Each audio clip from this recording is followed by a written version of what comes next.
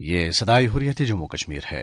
Kashmir update کے ساتھ ابن سلام۔ وادی کشمیر اور جموں و لداخ کے مسلم اکثریتی علاقوں میں آج مسلسل 142ویں روز بھی فوجی محاصرہ اور دیگر پابندیوں کا سلسلہ جاری رہا۔ کشمیری عوام بھی بطور احتجاج سول نافرمانی جاری رکھے ہوئے ہیں۔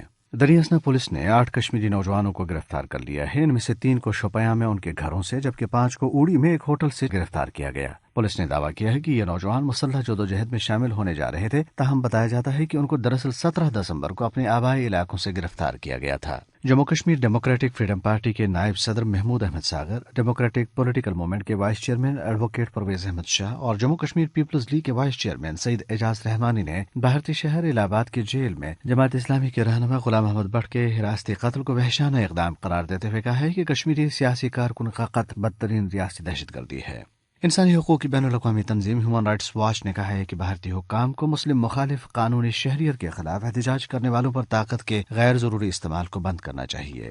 تنظیم کی جنوبی ایشیا کی ڈائریکٹر میناکشی گنگولی نے ایک بیان میں کہا ہے کہ نوآبادیاتی دور کا قانون استعمال کر کے انٹرنیٹ معطل اور پبلک ٹرانسپورٹ کو محدود کر دیا گیا ہے اور مظاہرین کے خلاف وسیع کریک ڈاؤن شروع کر کے حقوق کے ممتاز کارکنوں سمیت لاتعداد افراد کو گرفتار کر لیا گیا۔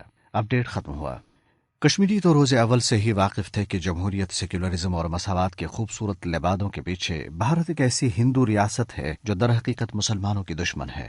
22 کروڑ سے زائد بھارتی مسلمانوں کی کل کہانی اس کے سوا کیا ہے کہ 70 برسوں سے نام نہاد سیکولر قوتیں ان کی تعداد کو بصورت ووٹ حکومت کے حصول کے لیے سیڑھی کے طور پر استعمال کرتی رہی ہیں، اور اب ہندو فسطائی طاقتیں ملک کو ہندو راشٹر بنانے کے لیے انہیں ایندھن کے طور پر استعمال کر رہے ہیں۔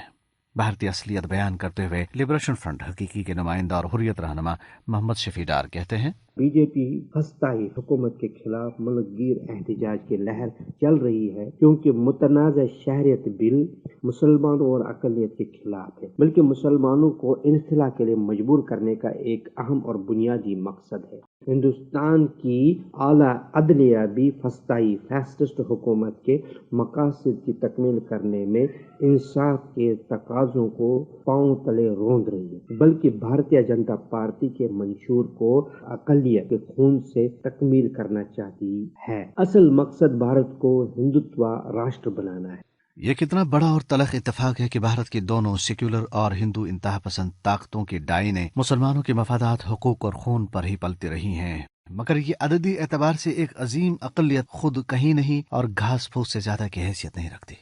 کشمیریوں اور پاکستانیوں کو غلط سمت میں ہونے کے الزام اور ناکامیوں اور خرابیوں کے تانے دینے والے اب جبکہ اس سراب سے نکل رہے بلکہ نکالے جا رہے ہیں تو ان کے پاس سوائے پچھتاوے اور ہندو عفریت سے نکلنے کی سبیل کرنے کے سوا کچھ بھی نہیں ہے۔